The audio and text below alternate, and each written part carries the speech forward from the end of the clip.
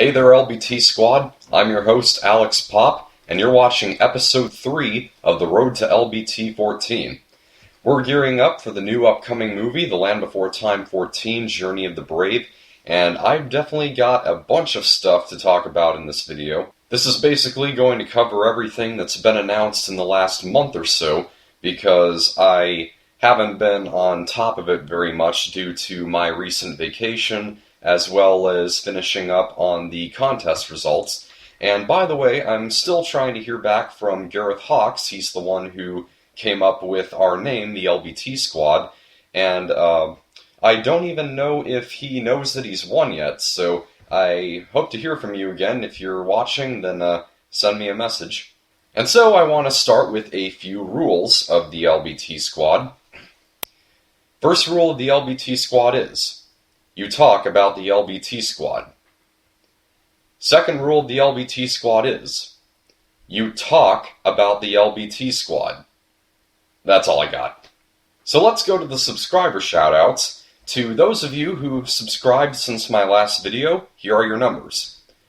We're starting with Nuclear Potato, your number 50. I'm Jeff2, your number 51. Thomas Gomez, your number 52. Video Game Pony, your number 53. Linus Eckfault, your number 54. James Olivo, your number 55.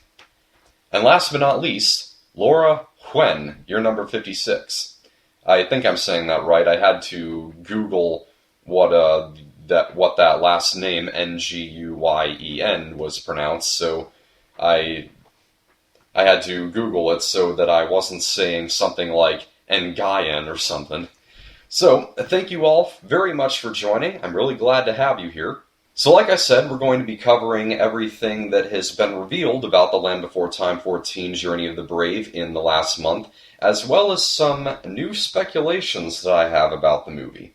We start with what was revealed on August 17th, and that is when Reba McEntire announced on her Facebook page that her voice work on the character Edda, that's the yellow pteranodon we've seen in the trailer, her voice work on the character is now complete. And she announced along with that the film is going to be released in early 2016.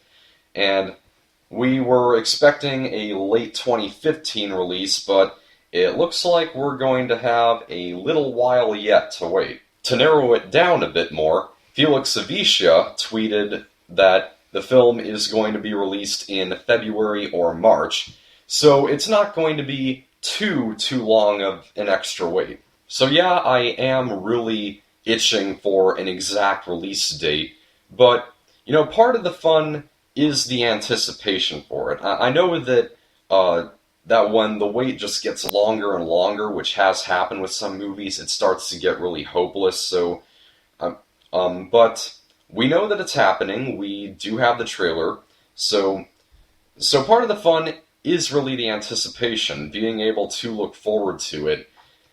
So it's really just a matter of how much the film lives up to the hype and what the payoff is going to be. So I'm not expecting the movie to be amazing. I'm just expecting it to be good. So good will be good enough for me. I don't know about anyone else, but I can definitely say that will be satisfying enough for me. But I'm still wondering, since the voice acting's getting done and we have a trailer, then what is up with the delay exactly? Well, I can only think that because Reba McEntire just got done with her parts a month ago, and that's about half a month after the trailer was released, it's likely that they're kind of going backwards with developing the animated movie.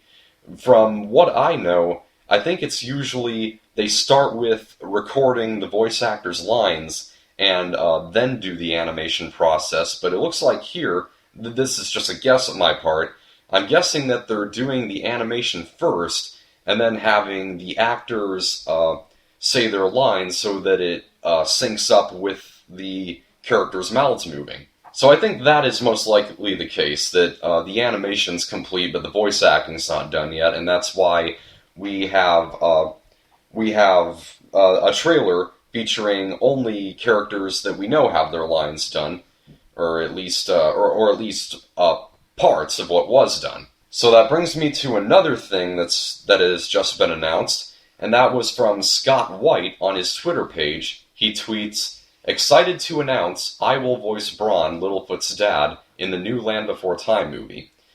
So yeah, it's not going to be Kiefer Sutherland. That's a little unfortunate. I was really looking forward to seeing Sutherland return because of his deep, soothing voice. However, I'm not too concerned about it because I did see a video on YouTube of Scott Whyte doing several character impersonations, and let me tell you, his imitation of Homer Simpson is just flawless. I was laughing so hard when he voiced Homer Simpson, or when he imitated Homer Simpson's voice.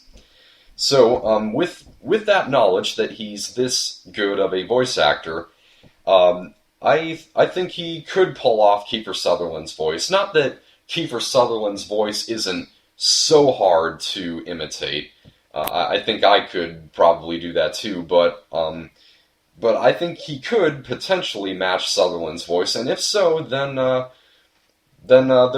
it's not a total loss. So with that, I can definitely now proclaim that before a movie is released, the IMDb cast listings aren't necessarily 100% accurate. I said in another video of mine where I was asking about whether or not Cam Clarke or Kiefer Sutherland would be back to voice Littlefoot's dad, that the IMDb cast listings may or may not be accurate, and I can say that they aren't necessarily, because Kiefer Sutherland and Cam Clarke were both on there to voice Bronn, but now we know for a fact that it's going to be Scott Whyte. I mean, we do have Cameron Manheim on that list now to return to voice Tria, but I think that could just be that's probably just someone's speculation as of right now. Now, the last thing I want to talk about in this video isn't an announcement. It's just a speculation of mine, but I'm not basing this off of nothing. I am basing this off of a photo that Aria Noel Curzon recently posted on her Instagram page. It's a cute photo of her with Annie McAfee, and they are in front of the movie playing on a screen behind them. But what really got my attention in this photo is in the upper left-hand corner of the screen. We see the time bar showing how far into the video it is, and the video is paused at the 1 hour 54 mark. So, does this mean that the new Land Before Time movie is going to be 2 hours long? I don't know, there could just be some other stuff featured on that tape, because the movie isn't absolutely 100% finished yet. It's probably like footage with some voice acting in it, but other times it might be silent in terms of voice acting. But what else could be included on the video? It might just be, I don't know, something. I really don't. Oh no! But if it's nothing, then, and the movie really is 2 hours in length, then that is extraordinarily long for a Land Before Time movie. The shortest movie in the series is the first Land Before Time movie, running at 69 minutes, and the longest one so far is The Great Long Neck Migration at 85. And the average length of the Land Before Time movies is 76 minutes, so for the new one to be 2 hours long, that is way out of the 16-minute range. So if I'm not mistaken, then what would be the purpose of a 2-hour runtime? Well, I think that it's probably a good sign, because if there's too little in the movie, then they would probably want to add filler to extend it to the standard 76 minutes or so.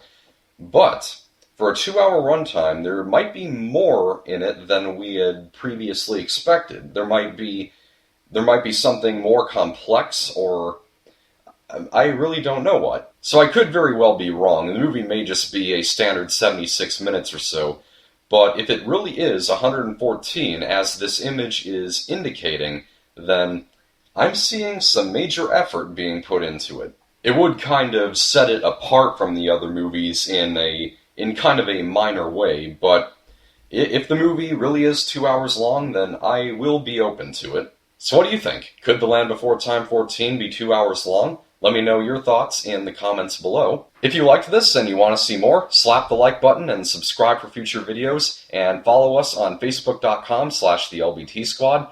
I'm your host, Alex Pop. Catch you later.